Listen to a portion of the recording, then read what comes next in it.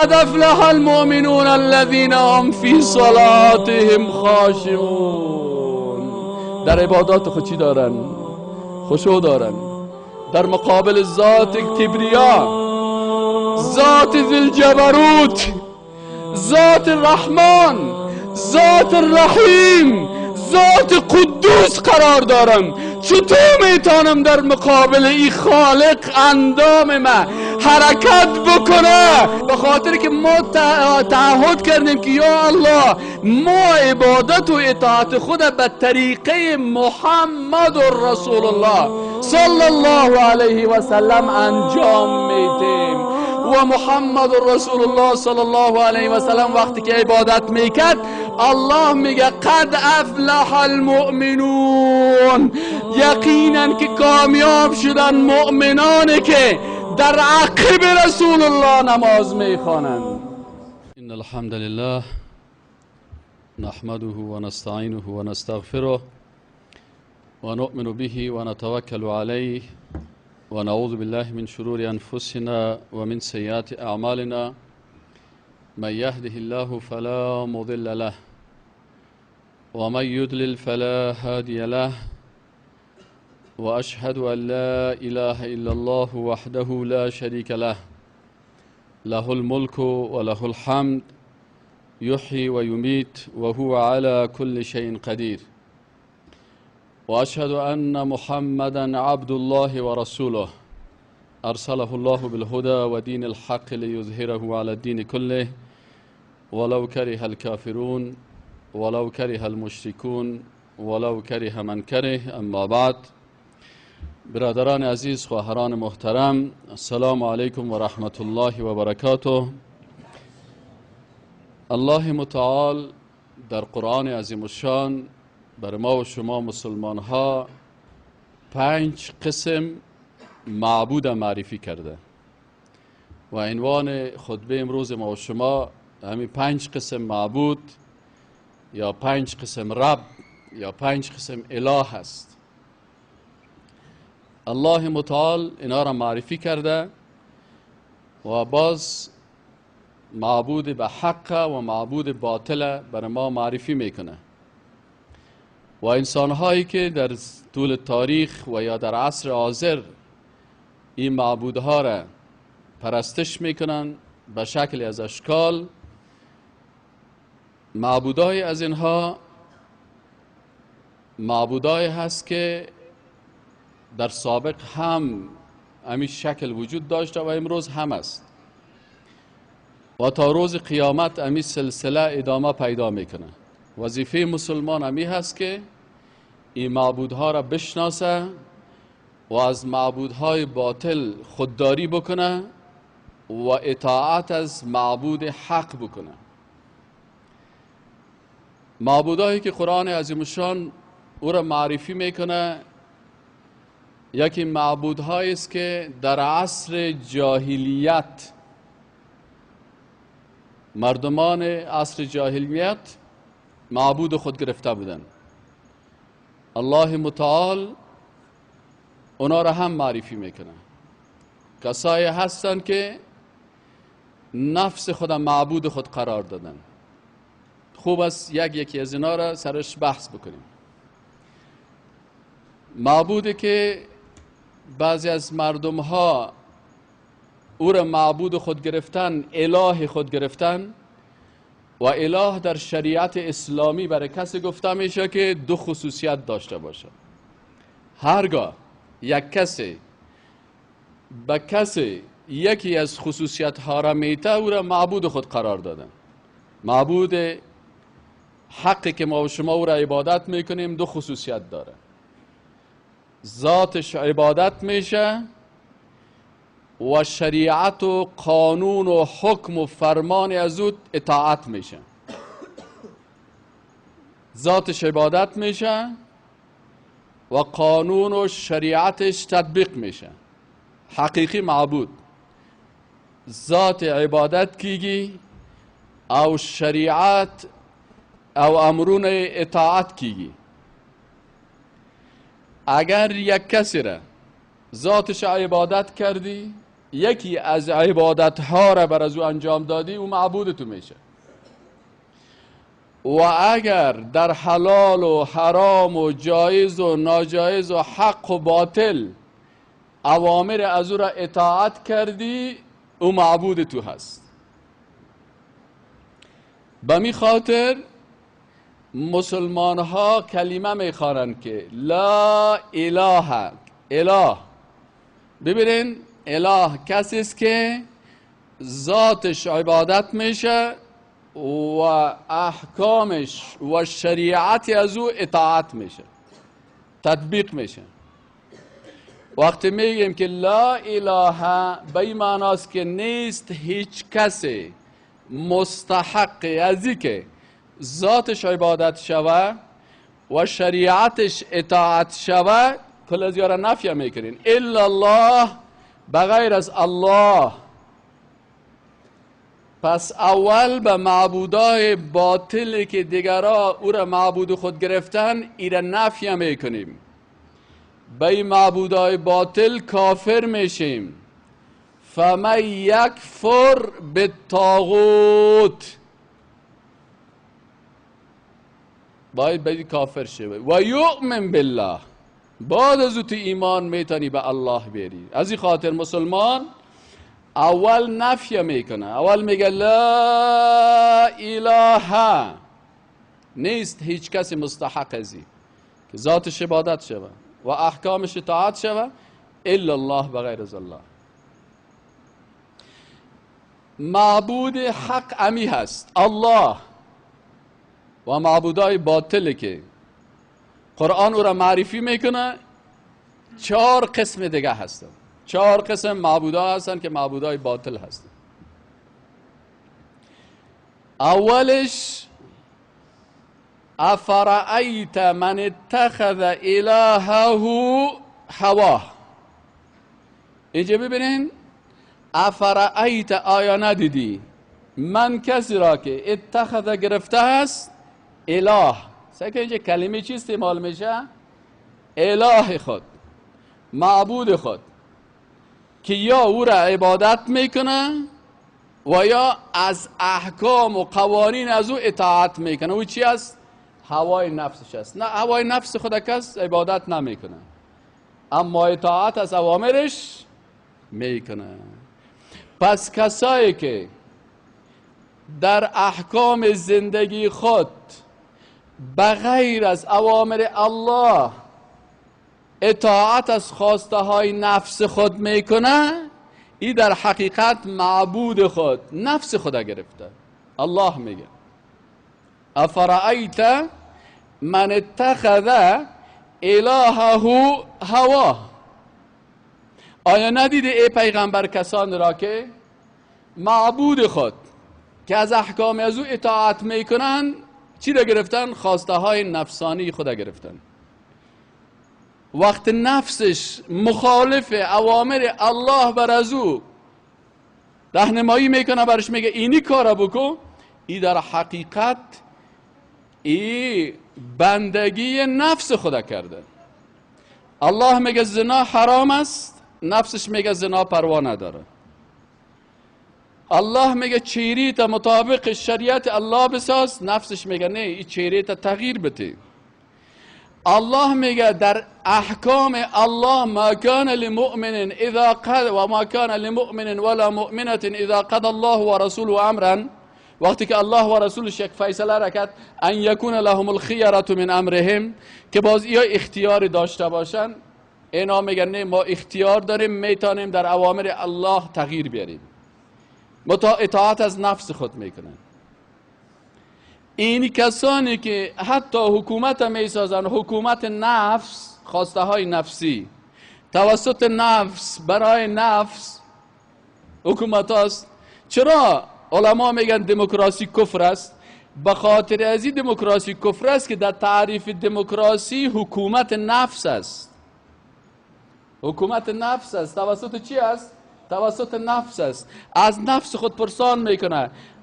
در دموکراسی از نفسش پرسان میکنه شما زنا را خوش دارین یا خوش ندارین؟ اعضای پارلمانی که به اساس دموکراسی می باشه بازوا چی میگن؟ ما زنا را قبول داریم. شراب باشه یا نباشه؟ دموکراسی میگه بله باشه. در هندوستان وقتی ما رفتیم گفتیم اینجا برای ما دموکراسی گفته که شراب حلال است. خدای ما دموکراسی هست. الله چی میگه؟ افرأیت من اتخذ الهه، آیا ندیدی کسانی را که معبود خود کی را گرفتن؟ خواسته های نفسانی خدا گرفتن. شما همین نظام های سیکولر و نظام های دموکراسی و نظام های کمونیستی و نظام های سوسیالیستی و اینا را کلشان اصل کنین. خدایشان کی است؟ معبودشان کی است که از او اطاعت میکنن؟ از نفس خود. الله در قرآن گفته، الله در قرآن گفته حکومت نفس توسط نفس برای نفس، حکومت مردم توسط مردم برای مردم، زناکاری مردم توسط مردم برای مردم، شرابخوری مردم توسط مردم برای مردم، وطن فروشی مردم توسط مردم برای مردم. یک تعداد کسای دیگه هستن، این قسم دوم. قسم سومش یک تعداد کسای هستن که اونا معبود خود کی را گرفتن؟ پدرها و نیاکای خدا گرفتن، پلرونه و نیکونه. الله متعال در مورد از اونا چی میگه؟ و اذا قیل لهم اتبعوا ما انزل الله، وقتی که بر از اینا گفته شود برای کسایی که معبود خود پدرای خدا گرفتن، رواجهای خدا گرفتن، عادات خدا گرفتن، تقالید خدا گرفتن، اگه خلق چی دی الله احکام نمانی، دخپل د قوم دودونه رواجونه دمنی، خودشان به زبان خود دوی خپل پخپل ژبه وایي چې دلته مونږ شریعت نه کوو، پښتو کوو. پښتو د پلرونو د نیکونو د دوی قوانین ده. صراحتا وایي چې مونږ دلته شریعت نه کوو، مونږ دلته پښتو کوو. با صراحت میگن که ما در اینی مسئله شریعت حکم نمی کنیم، بلکه ما در اینجا رواج و عادات و تقالید خدا می کنیم. چرا شما در اینجا قرآن پیش میکنین؟ چرا شما در اینجا حدیث پیش میکنین؟ ما رواج داریم، ما کلتور داریم، ما عنعنات داریم، ما ایره میگیریم. الله متعال میگه که اینی انسانهایی که این قسم میگن، ولو که اینا کلمه میخوانن، ولو که ابو جهل و ابو لهب میگفتن که ما اولادهای پیغمبرها هستیم که بودن، میگفتن ما پیرو ابراهیم و اسماعیل هستیم که به زبان میگفتن اما در قلب ایمان نداشتن. و اذا قیل لهم، او کله چې وویل سي دوی ته اتبعوا ما انزل الله، تاسو د الله او د رسول اوامرونه اطاعت وکئ. قرآن او سنت دلته داسې وایي. قالوا بل نتبع، دوی وایي چې بلکې مونږ متابعت کوو ما وجدنا علیه آباءنا، د هغو احکام او قوانین او اطاعت کوو چې مونږ خپل پلرونه په دې کې موندلي دي. کارونه چې زمونږ پلرونه کړي دي همغه به کوو.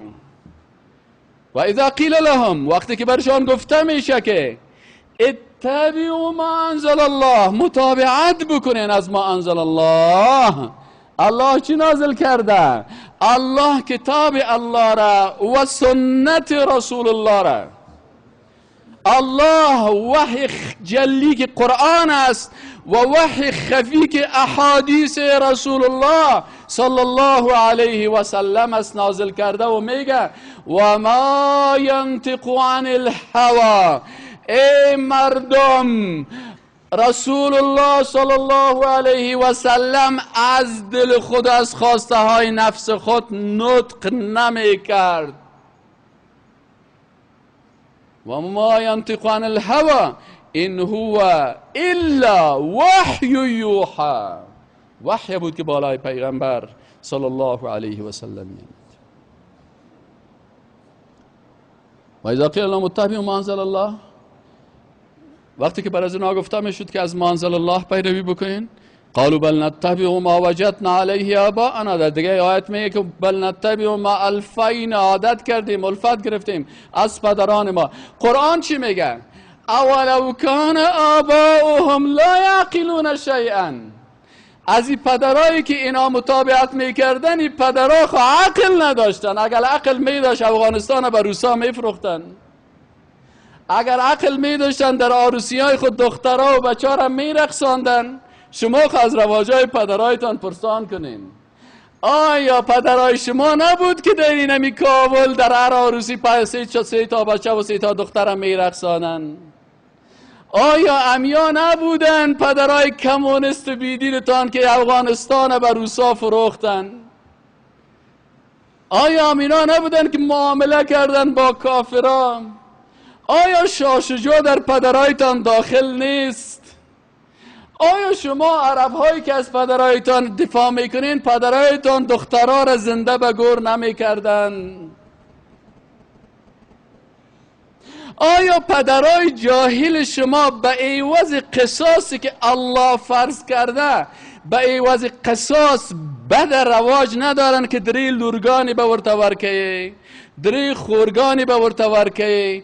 الله و تاسو پلرونه اولو کان آباؤهم، د جاهلان و خلق و پلرونه لا یعقلون شیئا، دوی خو عقل ندرلودل، ولا یهتدون، دوی خو هدایت نوسوی، دوی خو کاپرانو، دوی خو هغه خلکو چې د بامیان بتونه جوړ کړی و دا تاسو باباګانو، دا هغه خلکو چې اور به پرستش د اور به کو، دا هغه خلکو.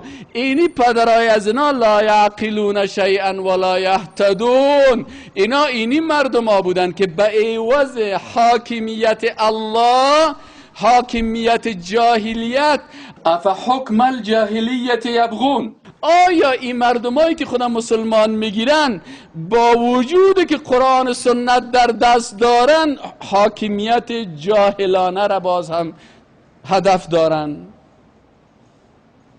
پس بعضی کسا هستن که معبود خود نفس خود قرار دادن، بر زبانت حمدگویا، در دلت پیدا صنم، ای به باطن کافر و ظاهر مسلمانی چی سود؟ در ظاهر میگی لا اله الا الله، میگی نیست هیچ حاکمیت بغیر از الله، باز در عملا باز میگی ما از نظام دموکراسی پیروی میکنیم. در زبانت میگی که حاکمیت به الله نیست، قرآن میگه که ان الحکم الا لله، باز در اونجا تو میگی که نه، اینجا باز رواج قوم و پدرای خودم میکنیم. قسم سومش، اول کسانی هستن که اله خود الله را گرفتن و میگن لا اله الا الله. قسم دوم کسانی هستن که معبود خود نفس خدا گرفتن، اله خود نفس خدا گرفتن و الله میگه افرایت من اتخذ الهه هوا. قسم سوم کسانی هستند که اله خود، معبود خود، پدرها و نیاکان خدا گرفتن. و اذا قیل لهم، بسیار کسا را شما ملاقات میکنین وقتشان میشینین، برات میگه که نه نه نه نه نه بیادر. حتی بسیاری کسا به نام عالم دین، مولوی دین، در مسند رسول الله استاد هستند، گپای ابو جهل و ابو لهب تکرار میکنن و خلکو د خپلو د پلارونو رواجونه مپریږدئ. او مردم، رواجای پدرایتان ترک نکنین. الله میگه ای از امون مردمایی هستند که و اذا قیل لهم اتبعوا ما انزل الله قالوا بل نتبع ما الفینا علیه آباءنا. ابو جهل میگفت ما ای پیغمبر محمد صلی الله علیه و سلم ما متابعت نمی کنیم مگم آنچه را که پدرای ما بر ما آورده است. ابو لهب میگفت، امیه ابن خلف میگفت. امروز تو باز هم گپ ابو جهل تکرار میکنی، سخنان ابو جهل تکرار میکنی. الله میگه ولو کان آباهم لا یعقلون شیئا، پدرایشان عقل نداشتن، ولا یهتدون، هدایت هم نشده بودن. پشت نام پدر چی میگردی؟ پدر خیش شو اگر مردی. ابراهیم علیه السلام واره باش. ابراهیم علیه السلام بر پدرای خود میگفت که و بدأ بیننا و بینکم العداوه والبغضاء، بین ما و شما عداوت و دشمنی هست، بغض و کینه هست، چون توش دشمن الله و رسولش هستی. حتی تؤمنوا بالله وحده، تا زمانی که به خالق یکتا شما تسلیم نشید. و باز به خاطر الفتی که با پدر خود داشت، الا قول ابراهیم لابیه لاستغفرن لک، برش گفت ما بر تو استغفار میخوایم. اما استغفار ابراهیم علیه السلام به پدرش فایده نمیکنه. قسم چهارم در معبودان باطل که بسیاری کسان مبتلا هستند، نمیفهمند. احبار هستند. احبار کی بودن؟ یهودیا شریعت موسی علیه السلام ترک کردن، سنت و روش موسی علیه السلام ترک کردن، آمدن به پیش ملاهای درباریشان که اونا را احبار میگفتن، کسایی که شکمای کتا کتا داشتن. الحبر السمین، ان الله لا يحب الحبر السمین. الله عالمه که بسیار شکم کتا باشه که در شکم خدا سری چیز میمانه را خوش نداره. الحبر السمین، الحبر السمین، ملاهای درباری که تحریف کردن کتاب الله را، شریعت الله را تغییر میدادن، حکم الله را تغییر میدادن، فرعون تایید میکردن، بر فرعون و فرعونی ها آیت و حدیث پیدا میکردن. اتخذوا احبارهم و رهبانهم ارباب. ببینید الله میگه ارباب گرفتن. ارباب جمع رب است. الله رب العالمین است. الله هست خلق کننده هست. الله هست شریعت تعیین کننده. الله هست. اینا باز میگن نه، رب ما اینمی عالم است. از این خاطر دشمنای اسلام وقتی که دیدن که اینا عالم پرست هستن، عالم معیار نیست، معیار کتاب الله و سنت رسول الله صلی الله علیه و سلم است. عالم وقت اطاعت میکنی که او اطاعت از الله و رسول بکنه، او آیت و حدیث به شکل درست برای تو تشریح و توضیح بکنه. اما وقتی که آیت قرآن میگه که لا یتخذ المؤمنون الکافرین اولیاء، مؤمنا کافرا را دوست خود نگیره، و کبار علما و علمای بزرگ درباری که موترا $1,00,000 اسوار میشن، او باز میگه اتخذو، بگیرین امریکایا را دوستان بگیرین، ناتو را دوستان بگیرین، روس دوستان بگیرین. الله میگه یارا اگر شما اطاعت کردین مقام الوهیت و ربوبیت بر از اینا دادین. یهود چرا کافر شدن؟ به خاطری که اتخذوا احبارهم، احبار خدا، احبارشان ضد شریعت الله حکم میکردن. فرعون نمیگفت بیاین برم از سجده کنین، فرعون نمیگفت بیاین بر من رکوع کنین، فرعون نمیگفت بیاین زیر پای من نظر بکنین. فرعون میگفت که قانون ما که ضد شریعت الله هست، این قانون تطبیق بکنین، اگر نکنین باز من شما را میکشم.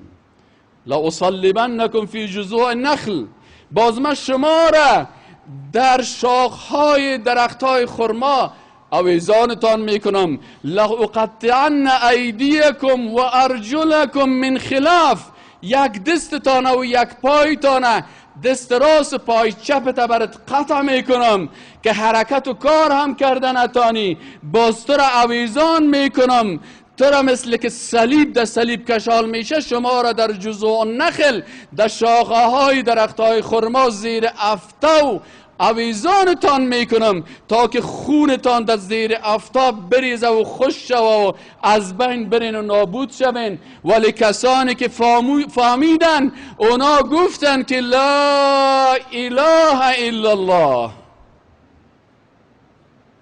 آویزان ما کو، بکش ما را، دار آویزان بکن، قطع کو دست پای ما را، خون ما را بریزان، اما ما نمیتونیم اطاعت از تو بکنیم. اما یک تعداد دیگه چی کردن؟ آمدن برای فرعون و به فرعونی ها در هر عصر برشان قانون ساختن، راه را جور کردن. همین کمونستا، کارمل، نجیب، خلقیا یا چی داشتن؟ 40 تا ملای درباری داشتن، شکمای کته کته، تفنگچنگ ها در پشتشان، مرترک های بسیار لکس لکس در زیر پایشان، ماش های بسیار لکس لکس که از کرملین برشان حواله میشد. بازی ها میخیستن، کارشان چی بود؟ امروز برای این سخنهای نجیب آیت پیدا بکنین، کارمل تو گفت برای تو آیت پیدا کنین، فلانی کافر این تو گفت برای این تو آیت پیدا کنین، این تو حدیث پیدا بکنین. و کسانی که باز از اینا پیروی میکنن یا پیروای چی بودن؟ پیروای طاغوت بودن. اتخذوا احبارهم، اینا گرفتن. قسم پنجم رهبان بودن. رهبان کدام مردم هستند؟ نصرانی ها رهبان رب خود ساختن. رهبان یک تعداد مردمایی بودن که الله بر از اینا می گفتن که شما ازدواج بکنین، سنت پیغمبرها ازدواج است، اولاد به دنیا بیارین، در جامعه زندگی بکنین، مردم اصلاح بکنین. یک تعداد به نام راهب و راهبه می گفتن ما ترک دنیا کردیم، ما ترک دنیا کردیم، ما ازدواج نمی کنیم. بازی راهب و راهبه که میگن ما ترک دنیا کردیم، یا باز روز ملنگ هستن شو پلنگ. بازی ها در زیرخانه های کلیسا باز زنا میکنن، گناه میکنن، از طریق شرعی ظاهرا میگن ما نمیکنیم، ما ترک دنیا کردیم، ما قلب ما بسیار پاک است. شما می کسایی که ادعا میکنن که قلب ما پاک است، کتشان 5 دقیقه گپ بزنن یک 50 تا دو میزنه. ماشاءالله چه خوب قلب پاک داری. این سخنا زبانت خود ترجمان قلبت است. اگه قلب تو پاک می بودی دشنام در زبان تو چطور است؟ قلبش از ایمان پاک است. پس نال بسیاری کسا قلب خود از کثافات مرداری پرت کرده، شریعت الله را ترک میکنه. الله میگه، پیغمبر میگه شما روزای جمعه غسل سرتان غسل بکنین. شما وقتی که در حالت جنابت باشین بالاتون غسل فرض است. الله میگه طهارت بکنین، وضو بکنین، روزانه 5 مرتبه وضو بکنین. یک نفر ببینی که یک چپن 6 تا چپن پوشیده، 6 ماه غسل نکرده، مردار و نجس میگرده، و باز مردمای دیگه هست که این امیر رب خود گرفتن، امیر میگن ولی است، ولی است. کسی میگه یک دانه ولی بود 4 ماه برهنه شیشته بود. گفتم 4 ماه برهنه بود. الله میگه که الا ان اولیاء الله لا خوف علیهم ولا هم یحزنون. آگاه باشین که اولیاء الله کسانی هستند که نه بر از آنها خوف است، ترس است، ولا یحزنون، و جگرخون هم اینا نمی باشن. الله میگه کی است اولیاء الله؟ الذین آمنوا و کانوا یتقون. کسایی که 2 صفت داشته باشه ای ولی الله هستند. 2 صفت چی است؟ اول صفتش ایمان است و دوم صفتش چی است؟ تقوا داشته باشم. انسانی که تقوا داشته باشه، الحیاء من الایمان. حیا چی است؟ از ایمان است. این خود 4 ماه برهنه اونجا بودن، این خود کاملا بی حیا هست. تقوا خویی را میگه که تو مطابق کتاب الله و سنت رسول الله صلی الله علیه و سلم زندگی بکنی. پس کسانی که این راهبایی که الله برشان نکاح را فرض گشتانده بود، راهب میگفت که ترک دنیا بکو، ازدواج نکو، کمرت بیام برات بسته میکنم. رسول الله صلی الله علیه و سلم گوشت گوسفند میخورد. این میگه ما گوشت گوسفند نمیخوریم به خاطر که گوسفند بخوری باز تقوای تا خراب میکنه.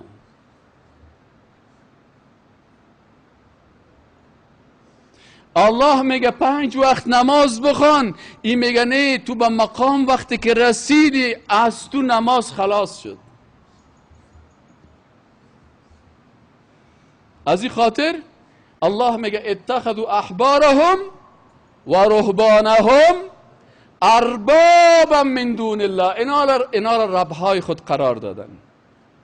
پس اینا برادرای عزیز، خواهرای محترم، الله متعال در قرآن عظیم الشان میگه که اینی کسانی که معبودان باطل را معبود خود قرار دادن، اگر تو مطابق خواسته های نفس خود عمل کردی، نفس خود معبود خود قرار دادی، این کلمه‌ای که تو میخوانی کلمه لفظی و زبانی هست، به قلب ایمان نداری. چرا؟ ایمان اقرار باللسان و تصدیق بالقلب. باید قلب تو را تصدیق. اگر به عوض شریعت الله خواسته های نفسانی خود یا از کدام کس دیگه را قرار دادی، تو معبودت نفست قرار دادی. و اکثرا سیکولارا و دموکراتا دمی مشکل مبتلا هستند. الله میگه این اکرمکم عند الله اتقاکم. قوم پرستای کافر میگن که اتقا اکرم عند الله اتقاکم است. اینا میگن نه نه نه نه نه. اگر فارسیوان قوم پرست باشه میگه فارسی زبان بهتر است. اگر پشتون قوم پرست باشه میگه پختانه. اگر ازبک باشه میگه ازبک. اگر عرب باشه میگه عرب. در حالی که الله میگه که ان اکرمکم عند الله اتقاکم. پس کافر میشه به آیت قرآن و بندگی از نفس خودم میکنه. چرا؟ نفس میخواد تو را به طرف قوم پرستی بکشانه. یهود میخواد تو را قوم پرست بسازه. تا زمانی که مردم به نام قوم دری و پشتو و ازبک و هزاره و عرب و عجم مبارزه میکنن، قدس به دست یهود میباشه. چرا؟ قوم پرستی را یهود خوش داره. وقتی که قوم پرست شدید برنامه یهود پیش میبری. معبود تو الله را نگرفتی، نفس تا گرفتی. افرایت من اتخذ الهه هوا. اگر از قوانین دری و پشتو از به عوض شریعت الله جرگمار دارین، جرگمار یک مار خطرناک است. مار قانونی از ضد شریعت الله هست. مونگ جرگماران غواړو چې دلته دوی مونږ ته فیصله وکړي. و باز به عوض شریعت الله باز بر از قانون ضد شریعت الله را سرزی تطبیق میکنه. باز میگه قصاص به نکو، دری لورگانی به ورته ورکه. باز دختر خواهر مقتول میاره با لنگی خود و باریش خود و حج هم رفته، باز ایره میگیره خواهر مقتول تسلیم میکنه به بچه خواهر قاتله. قاتل خودش میگرده قرار تفنگ سر شانهش چکر میزنه. خواهر مظلوم ازی باز میاد در خانه قاتل. باز وقتی که در خانه قاتل آمد، باز تمام روز اعضای خانواده ازی دخترک بیچاره را قاتل است، قاتل خورده، ده قاتل پلانیده، بازی بیچاره را میزنن و میکنن و سر دسترخوان نمیمانن. و بازی نمی دختر سوار از خودکشی میکنه. خدا از ظلم زیاد در قتل ازی پدرش داخل است، در قتل ازی جرگمارا داخل هستند، در قتل ازی خسرخیلش داخل است، در قتل ازی شوهرش داخل است. یا خو قاتل هستن، لکن او کسانی که فیصله را کردن ضد شریعت الله اونا طاغوت هستن، اونا ابو جهل هستن. هر جرگمار یا ابو جهل ده. این جرگمارا و این خانا خاص ملا را زیر دست خود گرفتن و ملای بیچاره از ترس گپ زدن نمیتونه. بیا نوبت درتا ندرکم که شریعت خبره وکی، بیا ماش بدرتا ندرکو د قربانی پوسته که بیا بدر بانده حرامی که دما پزد و غگیگی بخاطر یک پوست قربانی و بخاطر فطر روزه ایمان خدا میفروشن و او از ترس گپ زدن نمیتونه. و باز دیگرها وقتی که برشان گپ زد، حق برشان بیان کرد، باز نمیتونه برش بگه که ما غلط هستیم، ما باطل هستیم، ما دین فروختیم. باز میگه دوی خو وهابیان دی، از څوک چې د قرآن و سنت نه غږیږي هغه وهابیان دی، او څوک چې قرآن و سنت خرڅوي دا بیا ډیر ښه مسلمانان دی. خیر است. میگه خون ناحق دست از دامان قاتل بر نداشت، دیده باشی لکه های دامن قصاب را. باز در روز قیامت تو قاتل، تو جنایتکار، تو کسی که به عوض شریعت الله سر دختر مظلوم ظلم کردی و او را به نام قانون ضد شریعت الله تو دختر مظلوم در دست خانواده قاتل دادی که اونا در طول زندگی سر از او ظلم میکنه و بالاخره او دختر خودکشی میکنه، خدا میکشه. هم دین بدنام کردی، هم اسلام بدنام کردی، هم قتل بکردی، هم ضد شریعت الله کار کردی. در روز قیامت والله امرای ابو جهل و ابو لهب حشر میشی.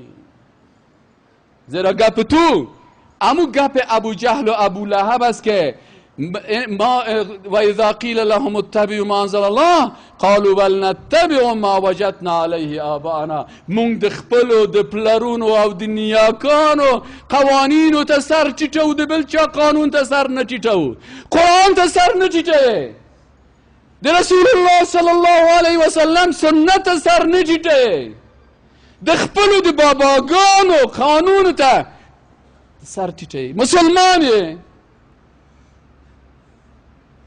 الله وایي چې افرأیت من اتخذ الهه هوا. بسیاری کسا خود فریب میتن، بازی میتن، شریعت الله را زیر پای میکنن، احکام الله را زیر پای خود میکنن و در روز قیامت به امرای اونمو کسانی که ضد دین الله هستن حشر میشن. سخت است که یک انسان کلمه بخوانه لا اله الا الله محمد رسول الله. ما میگیم که یا الله وقت ما کلمه خواندیم، یا الله امرای تو تعهد کردیم که بغیر از ذات تو برای کس دیگه هیچ عبادت را انجام نمیتیم. ما سر خود بغیر از الله به مخلوق خم نمی کنیم، سجده بغیر از الله نمی کنیم. هر نامی را که سر ما بانین، هر سخنی را که بر ما بگوین، میگیم که رب ما الله هست. ما که الله تعهد کردیم که بغیر از ذات تو به کس دیگه هیچ عبادت را انجام نمیتیم. یا الله ما دمی کلمه خود به تو تعهد کردیم که بغیر از شریعت تو قانون کس دیگه را قبول نمیکنیم. پس این تعهد انسان است با الله خود. یا الله بغیر از شریعت تو ما قانون کس دیگه را تطبیق قانونش نمیپذیریم. الله وقتی برای ملائکه گفتی اینی جاعل فی الارض خلیفه، من در زمین کسی را تعیین میکنم که شریعت مرا در زمین من مطابق اوامر من تطبیق بکنم. مسلمان نمیتونه کمونیست شود، مسلمان نمیتونه دموکرات شود، مسلمان نمیتونه سوسیالیست شود، مسلمان نمیتونه قوم پرست شود. چون ما با الله خود تعهد کردیم که یا الله ما بر تو تعهد کردیم بغیر از شریعت تو قانون کسی دیگه را نمیپذیریم. شاید بکشین ما را، شاید ما را هم مثل فرعونای او فرعون که تو فرعون هم شاید دست راست ما و پای چپ ما را قطع بکنی، شاید بکنی. اهلا و سهلا، اهلا و سهلا. لکن اینمی تعهد مسلمان است، اینمی تعهدش است. ما وقتی که با الله تعهد کردیم نمیتونم در حزب کمونیستی برم، نمیتونم در حزب سوسیالیستی برم، نمیتونم قوم پرست باشم، نمیتونم دموکراسی را تایید بکنم، نمیتونم سیکولاریسم را تایید بکنم. اگر تو تایید میکنی تو خود تعهدت با خالقت شکستاندی. باز در وقت جان کندن نمیتونی لا اله الا الله در زبانت بگویی. من کان آخر کلامه لا اله الا الله. اگر تو میگی من به طریقه فلان و فلان و فلان عمل میکنم، ما خود سومی تعهد ما در کلمه ما است که یا الله عبادت ذات تو را و تطبیق شریعت تو را به طریقه محمد رسول الله صلی الله علیه و سلم انجام میتم. این تعهدات ما از با کلمه ما، این تعهد ما از با خالق ما. وقتی یک کافر مسلمان میشه چرا میگی کلمه بخوان؟ کافر پرسان میکنه استاد ما خو کافر بودم، ما خو بیدین بودم، ما خو یوندو بودم، ما خو سیکولر بودم، ما خو قبر پرست بودم، ما خو بت پرست بودم. این کلمه لا اله الا الله چرا من تغییر داد؟ برش میگیم به خاطر از این کلمه لا اله الا الله را میخوانی که تو در مقابل خالق سه تعهد میکنی. حالا که لا اله الا الله خواندی بغیر از عبادت الله عبادت کسی دیگه را کردن نمیتونی. ما پیش مخلوق سر خود خم کردن نمیتونیم. ورکعوا مع الراکعین، الله گفت امرای رکوع کنندگان که جماعت برای الله میکنه، امرای ازی برای الله رکوع بکن، سجده به الله بکن که قریب شوی. نظر عبادت از بنام الله میکنیم، ما نظر به غیر الله کردن نمیتونیم. وقتی که تو کلمه خواندی تعهد کردی که یا الله بغیر از شریعت تو قوانین دیگه را نمیپذیرم، پس آل تو نمیتونی کمونیست باشی، نمیتونی سیکولر باشی، نمیتونی ماتریالیست باشی، نمیتونی فلسفه های الحادی را بپذیری. چرا که رب العالمین تعهد کردی که یا الله بغیر از شریعت تو قوانین کسی دیگه را قبول نمیکنم، احبار پرستی نمیکنم. درست است علمای پیدا میشن که ضد شریعت الله مردم به طرف کفر میکشنه. ما خود تعهد کردیم که من حبر پرست و عالم پرست و ملا پرست نیستم. ما خود تعهد کردیم که رهبان پرست نیستم. شاید بسیاری از پیرها و از مرشدها و از کسای پیدا شوند که به عوض عبادت الله مردم به عبادت خود، به سجده بر خود، بر رکوع بر خود، بر سرماندن بر خود، بر نظر کردن در مقابل خود مردم دعوت کنن. ما خود نمیتونیم، والا ما نمیتونیم، ما خود نمیتونیم. چرا که الله تعهد کردیم که بغیر از عبادت تو عبادت کسی دیگه را نمیکنیم، اطاعت بغیر از شریعت تو شریعت کسی دیگه. و ما نمیتونیم به طریقه های دیگی که میرقصه و میلرزه و تکان میته خوده و کلگک میزنه ما عبادت بکنیم. چرا؟ به خاطر که ما تعهد کردیم که یا الله ما عبادت و اطاعت خود به طریقه محمد رسول الله صلی الله علیه و سلم انجام میدیم. و محمد رسول الله صلی الله علیه و سلم وقتی که عبادت میکرد الله میگه قد افلح المؤمنون، یقینا که کامیاب شدن مؤمنانی که در عقب رسول الله نماز میخوانند صلی الله علیه و سلم. الذین، صفت کسایی که امرای ازی هست چی است؟ الذين قد افلح المؤمنون الذين هم في صلاتهم خاشعون. در عبادات خود چی دارن؟ خشوع دارن. در مقابل ذات کبریا، ذات ذوالجبروت، ذات الرحمن، ذات الرحیم، ذات قدوس قرار دارم. چطور میتونم در مقابل این خالق اندام ما حرکت بکنه و من در مقابل ذات با عظمت قرار دارم که برش میگم اللهم باعد بینی و بین خطایا کما باعدت بین المشرق والمغرب. اللهم یا الله باید بینی و بین خطایای. ما خو بسیار گناهگار هستم، اشتباه کردیم، ما خو بسیار غلطی کردیم، ما خو دشمنای زیاد سر ما حمله کردن، نفسم شیطانم به غلطی ها مرا کشاندن، خطاها کردم، آن در مقابل تو ذات با عظمت استاد هستم و میگم که اللهم باید بینی و بین خطایای.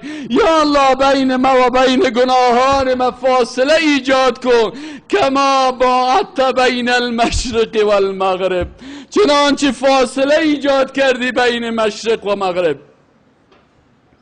اللهم نقنی من الخطایا، یا الله مرا از گناه ها پاک بگردان، کما ینقی الثوب الابید من الدنس، مثل که تکه سفید میشوی و پاک میکنی و از کثافت ها پاک میشه. اللهم اغسل خطایای، یا الله بشوی گناه های مرا، بالماء با آب بشوی، والثلج و با برف و یخ بشوی، والبرد و با ژاله گرد. تمام اینمی چیزای پاک کننده که از گناه های مرا می قسم پاک بگردن. پس چطور میتونه مسلمانی که در مقابل ذات قرار داره که میگه الله اکبر، در مقابل ذات کبریا قرار داری؟ چطور میتونم در مقابل از او دست ما حرکت کنه، یا سر ما حرکت کنه، یا برقصم، یا خدا بلرزانم؟ الله میگه قد افلح المؤمنون، اونو مسلمانای فلاح و کامیابی نصیبشان میشه که الذین هم فی صلاتهم خاشعون، کسانی که در نماز خشوع داره، والذین هم عن اللغو معرضون، اونا از لغویات، از ساز، از موسیقی، از فکایی گفتن، از رشخند زدن، از استهزا کردن، از این چیزا اعراض میکنن و خدا دور نگاه میکنن. الله متعال بر ما و شما توفیق نصیب بکنه که اما قسم عبادت الله را بکنیم که فلاح و کامیابی نصیب ما شود. اقول قولی هذا و استغفر الله لی و لکم فاستغفروه انه هو الغفور الرحیم. الحمد لله نحمده و نستعینه و نستغفره و نؤمن به و نتوکل علیه و نعوذ بالله من شرور انفسنا و من سیئات اعمالنا، من یهده الله فلا مضل له و من یضلل فلا هادی له، و اشهد ان لا اله الا الله و ان محمدا رسول الله صلی الله علیه و سلم. اعوذ بالله من الشیطان الرجیم. بسم الله الرحمن الرحیم. ان الله و ملائکته یصلون علی النبی یا ایها الذین آمنوا صلوا علیه و سلموا تسلیما. اللهم صل علی محمد و علی آل محمد کما صلیت علی ابراهیم وعلى آل إبراهيم إنك حميد مجيد. اللهم بارك على محمد وعلى آل محمد كما باركت على إبراهيم وعلى آل إبراهيم إنك حميد مجيد. اللهم باعد بيننا وبين خطايانا كما باعدت بين المشرق والمغرب. اللهم نقنا من الخطايا كما ينقى الثوب الأبيض من الدنس. اللهم اغسل خطايانا بالماء والثلج والبرد. اللهم انصر الإسلام والمسلمين. اللهم انصر الإسلام والمسلمين. اللهم اخذل الكفرة والمشركين. اللهم انصر المجاهدين في كل مكان. اللهم انصر المجاهدين في كل مكان. اللهم انصر المجاهدين في كل مكان. اللهم ربنا آتنا في الدنيا حسنة وفي الآخرة حسنة وقنا عذاب النار. عباد الله، إن الله يأمر بالعدل والإحسان وإيتاء ذي القربى وينهى عن الفحشاء والمنكر والبغي يعظكم لعلكم تذكرون. اذكروا الله يذكركم وضوه يستجب لكم، ولذكر الله تعالى أعلى وأولى وأتم وأكبر وأجل، والله يعلم ما تصنعون.